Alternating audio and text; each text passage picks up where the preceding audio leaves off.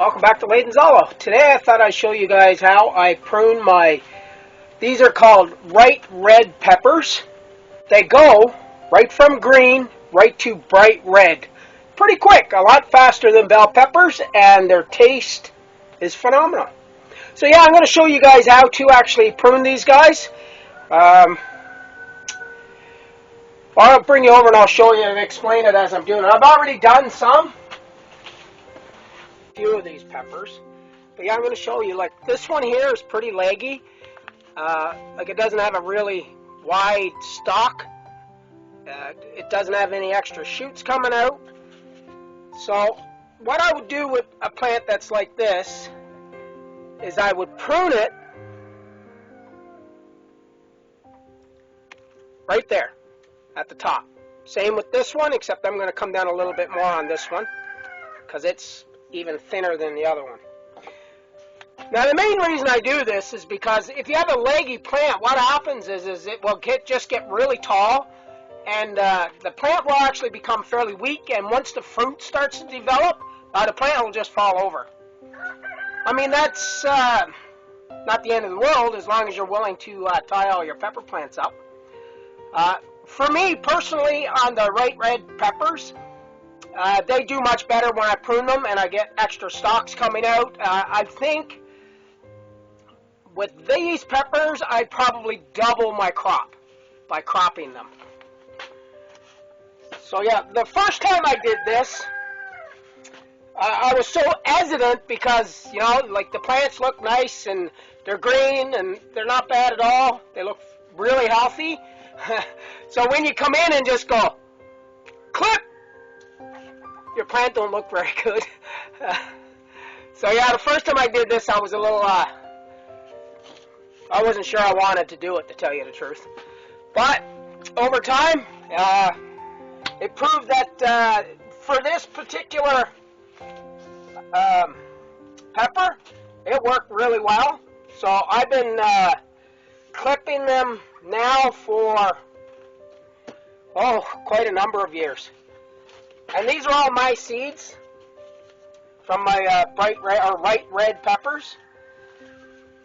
So yeah, you can see, you know, these are a little long, leggy. It's because they're growing in artificial light this time of year. The reason I got to prune them is, another reason I have to prune them is because here in Canada, you know, right now it's the 3rd of April, and then in my area, here on PEI, I have to wait till, if I was planting these guys outside, I'd have to wait till mid-June, probably closer to the end of June, before I could actually put them outside. Because even for me, I'll be planting them out in a greenhouse, so I could probably put them out here around May. Maybe the first week of May, I could probably put them in my greenhouse. Even then, I would have to watch the temperatures at night to make sure, you know, we weren't going to freeze or anything. So yeah, like I just don't want them getting too tall, too leggy. I find they don't produce as much fruit. If your plant falls over when fruit is starting to develop, then your plant will not produce as much fruit, because I find with the bright red, the ones that I'm planting, if I trim them down, get them really nice beefy stalk on them, and they're nice and strong, I can pick peppers off these plants from, I say, the middle of June. That's when I'll probably start picking peppers, and I'll keep going right up till October, November, picking peppers from the same plants.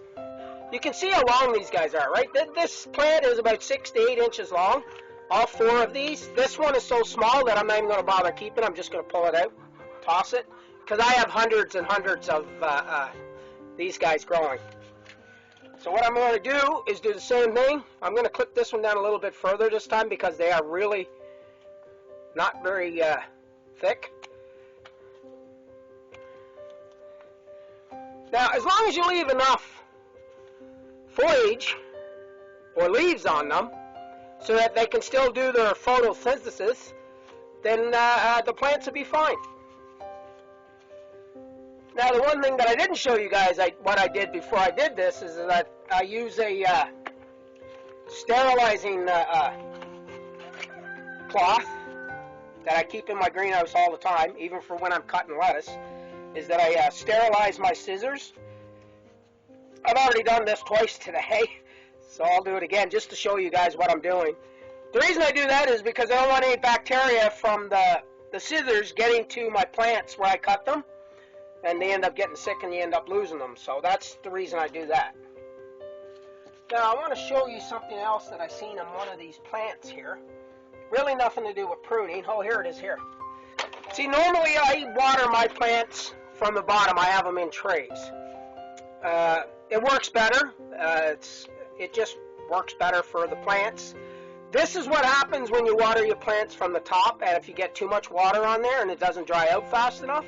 Now, I'm not sure how well you guys can see this, but you see that little bit of white and stuff that's in there? That's almost like a mold. Now, this mold is almost, well, it's pretty well dead because I let them dry out a bit. But that's what happens when you water your plants from the top and you don't have enough air circulating. And these are in my house. I don't usually have a problem with that because I do water from the bottom. And I don't have a fan where my plants are, which I think I'm going to have to do soon because the weather is not cooperating with us this year here on the island. So, calling for more snow all this week. I think Mother Nature's just playing games with us now. So yeah, what I'm actually going to do today is I'm actually pruning and transplanting. Now these are a little wetter than what I would like to have them for when I'm transplanting, but it's okay. I mean, that's just my preference. It doesn't have to be that way. Now when you transplant your peppers, don't bury them any deeper than what they were when you took them out of the small pot. They're not like tomatoes. Their stalks do not produce new roots. So just bury them to the same distance, just like I did with this one. Now, my plants that have like 4 plants in them, and if they're not too close together, I'll separate them. Because by the time these guys are ready to actually go in the greenhouse, they're going to be pretty big. So here we go. There's 2 in this pot.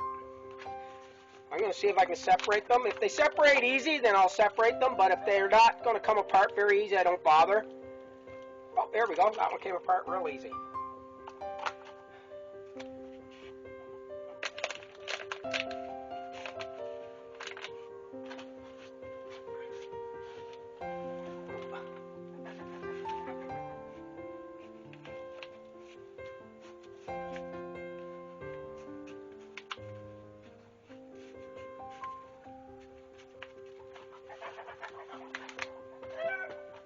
So, I have, I bet you I have at least 100 plants that I have to get transplanted this week. So yeah, I got a busy week ahead of me. I still have a bunch more tomatoes that got to be transplanted out into bigger pots. I got probably 150 of these little guys to do yet, the peppers. It's because, like most of my pots have 2 to 3 peppers in them, and I try to separate them because if I'm just transplanting them in pots for at least another month, month and a half, and if they're too big, or too many peppers in one pot, what happens is they're going to end up getting root bound. I don't want my plants root bound. They don't grow very well when that happens.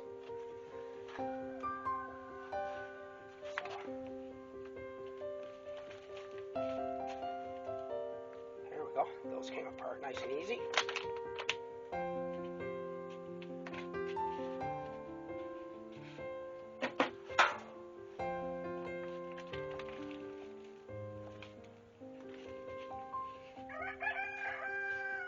Now peppers are very sensitive to the cold.